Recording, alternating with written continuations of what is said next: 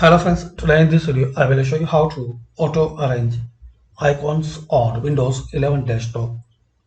So guys, firstly, if you're not able to see any icons, right click view, then show desktop icons. Now here you will see desktop icons. To auto arrange, again right click anyway view, then click on auto arrange icons. So check this box. In case it's not selected, like these icons are here there on your desktop.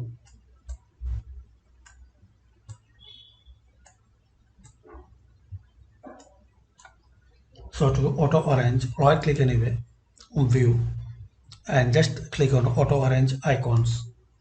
That's it. So this is the way guys you can auto arrange icons on Windows 11 desktop or laptop. Thanks for watching. Please share, like and subscribe this channel for more useful videos.